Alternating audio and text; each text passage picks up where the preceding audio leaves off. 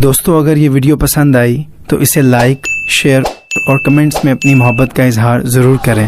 اس لیے اپنی گلی کو سونی سونی نہ رکھنا، اپنی گلی کے اندر جو ہے روشنی کرنا تاکہ پتہ چلے رہنے والوں کی آبادی جو ہے عاشقوں کی آبادی ہے۔ یاد رکھنا جو نہیں لگاتے، میں یہ نہیں کہتا کہ وہ عاشق نہیں ہے، کبھی نہیں کہتا، لیکن یہ کہتا ہوں دراصل یہ ہے کہ اللہ تبارک و تعالی اگر اندر کچھ دے تو اس کا اظہار باہر ہونا چاہیے، اندر کچھ دے تو اس کا اظہار باہر ہونا چاہیے، اگر اندر نہیں ہے تو باہر بھی اس کا اظہار نہیں ہوتا۔ ایک مرتبہ ایک شخص امام اعظم ابو حنیفہ رضی اللہ تعالیٰ کے پیچھے نماز پڑھنے کے لیے آیا، اس نے امام اعظم سے مصافحہ کیا۔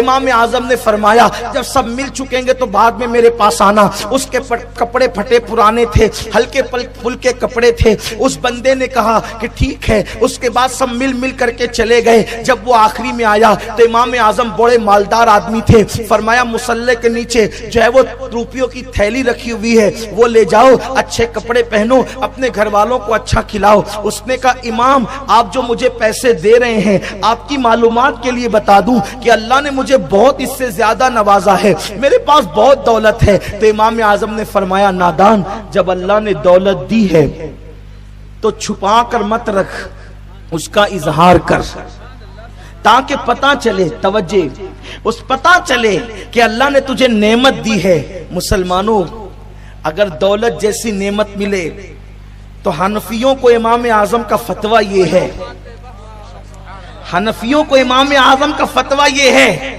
کہ خدا نے دولت دی ہے تو چھپا کے مت رکھ تاکہ لوگ تجھ سے بدگمان نہ ہو کہ تو فقیر ہے، تیرے پاس کچھ ہے نہیں۔ اچھا پہن تاکہ اظہار ہو، اچھا پہن تاکہ اظہار ہو کہ اللہ نے تجھے نعمت دی ہے۔ اللہ اکبر، روپیے جیسی دولت ملے تو امام اعظم فتویٰ دے رہے ہیں تیرے چہرے پر، تیرے ظاہر پر اس دولت کا اثر نظر آنا چاہیے، اور ساری دولتوں کی دولت، ساری ثروتوں کی ثروت، ساری نعمتوں کی نعمت، نعمت عظمی محمد الرسول اللہ اللہ نے تم کو دیا ہے، اللہ نے تم کو دیا ہے، تو کم سے کم یہ والا جس کو نہیں ملا اور یہ والا جس کو مل گیا تو دونوں میں اظہار تو ہونا چاہیے۔ اللہ اکبر، ان والوں کے گھر سونے سونے ہیں تو لوگ دیکھ کر پتہ کرتے ہیں کہ یہ والا ہے، یہ والا ہے، اس کو ملا نہیں ہے نبی، اور جو یہ والا ہے اس کو ملا اس لیے اظہار کر رہا ہے، اظہار کر رہا ہے۔ تو غلطی سے آپ کو کوئی یہ والا نہ سمجھ لے کہ میلاد میں گھر سونا ہے، مسجد سونی ہے، دروازہ سونا ہے۔ مذاق نہیں اڑا رہا ہوں، بات صرف یہی آپ سے عرض کرنا چاہتا ہوں، یاد رکھیں اظہار ہونا چاہیے، اظہار ہونا چاہیے۔ اس لیے کہ اللہ اکبر، اگر کسی دولہا کی شادی ہے اور وہ منہ اتار کر کے بیٹھا ہے تو لوگ کہیں گے کہ شاید پسند کی نہیں ملی یا کچھ مسئلہ ہے، کچھ پرابلم ہے، کیا بات ہے؟ اظہار نہیں ہے۔ کہا نہیں، اندر تو بہت خوش ہیں، برادریوں زیادہ ہم خوش ہیں۔ وہ کہا تیرے منہ پہ 3:30 کیوں بجے ہوئے ہیں؟ جب اندر سے خوش ہیں تو اوپر اظہار ہونا چاہیے، چہرے سے اظہار ہونا چاہیے، کام سے اظہار ہونا چاہیے، انداز سے اظہار ہونا چاہیے۔ اللہ اکبر، میرے پیارے آقا صلی اللہ علیہ وسلم کے پیارے دیوانوں، حد ہے، لوگ اقتدار کی کرسی پر بیٹھتے ہیں، اس کا جشن مناتے ہیں۔ مصطفیٰ جان رحمت نے تمہیں ایمان کا اقتدار عطا کیا، اگر وہ نہ آتے تو نہ ایمان ملتا، نہ یا ایھا الذین آمنوا کا خطاب ملتا۔ حضور نے جو اقتدار تمہیں عطا کیا ہے وہ اقتدار تمہیں دنیا کا کوئی قائد عطا نہیں کر سکتا، آمنہ کے لال کے سوا۔ اس دن اظہار کرو خوشی کا، اس سے فائدہ کیا ملے گا؟ اس سے فائدہ کیا ملے گا؟ بات سمیٹتے ہوئے ایک حدیث پڑھتا ہوں۔ میں تو کہتا ہوں ہر انسان دنیا کا خوشی منائے، ہندو، مسلم، سکھ، عیسائی سب خوشی منائے، اس لیے کہ مسلمانوں کو تو ایمان ملا لیکن اور قوموں کو تو زندگی گزارنے کا سلیقہ ملا۔ اگر حضور نہ آتے تو کون کیا دیتا؟ دیکھیے بخاری شریف کی حدیث پڑھنے لگا ہوں، بار بار آپ نے سنا ہے، آج اس حدیث کا جائزہ لیں گے ہم۔ بخاری شریف کی حدیث ہے، کتاب النکاح میں ہے، اور وہ حدیث بہت بیان ہوتی ہے ہمارے ممبر سے، لیکن آج اس کا ہم جائزہ لیں گے۔ حدیث یہ ہے کہ حضرت سیدنا عباس ابن عبد المطلب نے خواب دیکھا، یا حضور کے گھر کے کسی فرد نے خواب دیکھا۔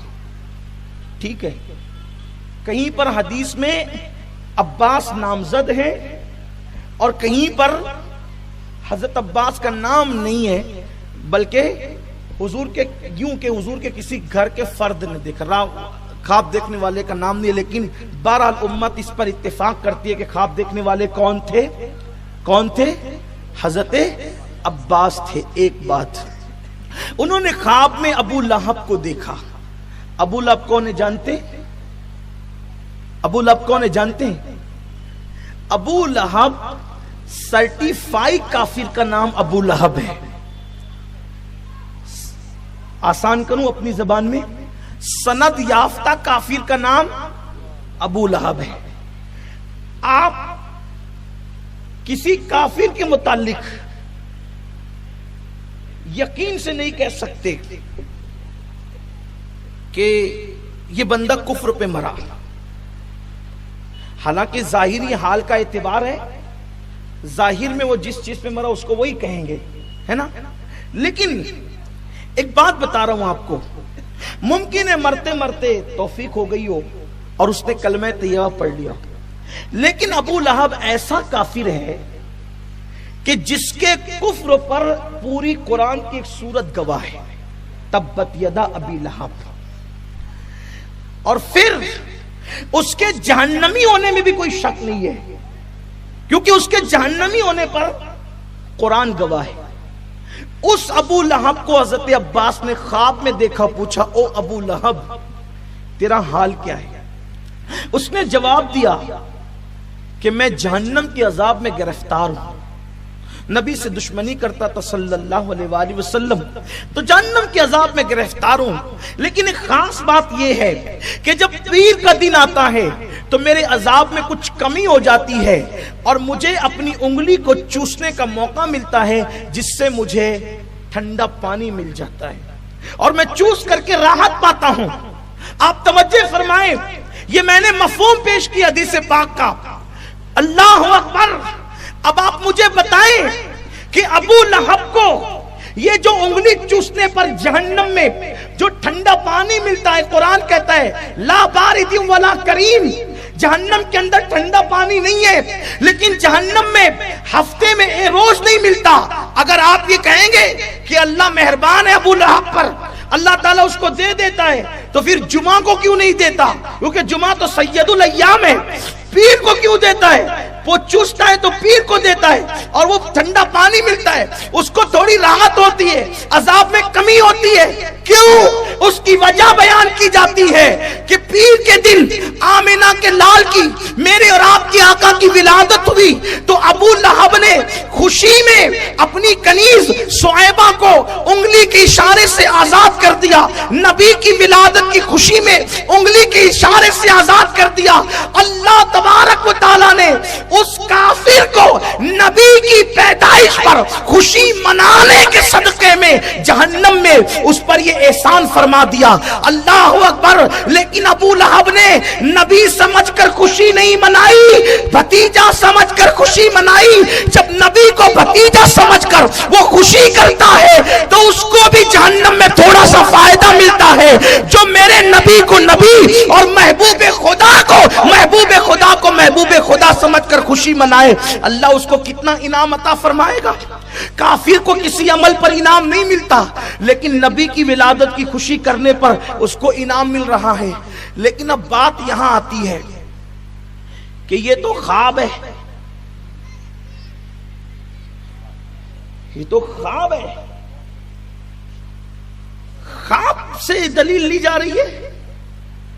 خواب کی شرعی حیثیت کیا ہوتی ہے؟ خواب تو کوئی بھی کچھ بھی دیکھتا ہے، خواب تو کوئی بھی کچھ بھی دیکھتا ہے، خواب کو کیسے دلیل بنا رہے ہیں آپ لوگ؟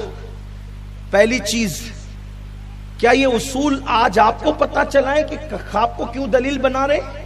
یہ اصول امام المحدثین امام بخاری کو نہیں پتا تھا، امام بخاری کو نہیں پتا تھا کہ خواب دلیل نہیں بن سکتے۔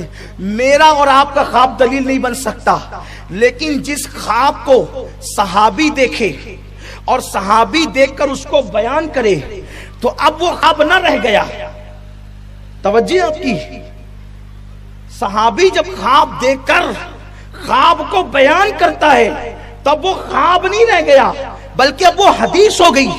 اس لیے کہ اگر وہ قابل اعتبار نہ تھا تو صحابی اس کو بیان نہیں کرتا، لیکن صحابی نے خواب دیکھ کر اپنی زبان سے بیان کر دیا تو وہ حدیث ہو گیا.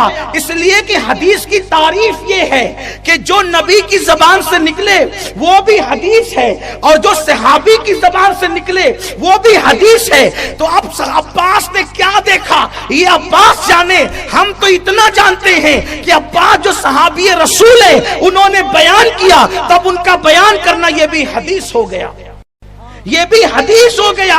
اور پھر اللہ اکبر، کتنا بڑا فائدہ. ابو لہب جیسے کافر کو فائدہ مل رہا ہے، فیض مل رہا ہے. اس لیے تم بھی میلاد مناؤ، اپنے بچوں کو بتاؤ میلاد کیا ہے، حضور کی آمد کیا ہے. اور حضور علیہ الصلوۃ والتسلیم نے میلاد منانے والوں کو کیسا انعام دیا. اب بات آگے نہیں بڑھاتا، سمیٹ رہا ہوں. کیسا انعام دیا، اللہ اکبر. حضور علیہ السلام حضرت عباس کے گھر آئے تو عباس ابن عبد المطلب حضور کی میلاد بیان کر رہے تھے. جب حضور تشریف لائے تو عباس کھڑے ہو گئے. سرکار نے پوچھا چچا کیا کر رہے تھے؟ سرکار نے پوچھا چچا کیا کر رہے تھے؟ عرض کیا آقا آپ کا میلاد بیان کر رہا تھا. حضور فرماتے چچا تم پر اور تمہاری اولاد پر میری شفاعت حلال ہو گئی. جو حضور کی میلاد بیان کرے حضور کہتے ہیں شفاعت حلال ہو گئی. پھر یہ جلوس کیوں نکلتا ہے، جھنڈے کیوں لگتے ہیں؟ شیخ عبدالحق محدث دہلوی نے لکھا ہے کہ جب حضور کی ولادت ہوئی تو حضرت آمنہ خاتون فرماتی کہ جبریل نے ایک جھنڈا کعبے پہ لگایا اور ایک جھنڈا حضرت آمنہ کے گھر پہ لگایا. اور ایک حدیث تو یہ ہے کہ ایک جھنڈا مشرق میں لگایا، ایک جھنڈا مغرب میں لگایا، اور ایک جھنڈا کعبے کی چھت پہ لگایا. یہ جھنڈا کیوں لگ رہا ہے؟ پرچم کب لہرائے جاتے ہیں؟ خوشی کے دن. 15 اگست کے دن ہمارے یہاں جھنڈا کیوں لہرتا ہے؟ خوشی کا دن ہے. ملک آزاد ہو تو پرچم ملک کا لہرایا جاتا ہے. کائنات کفر سے آزاد ہو تو مصطفیٰ جان رحمت کا پرچم لہرایا جاتا ہے.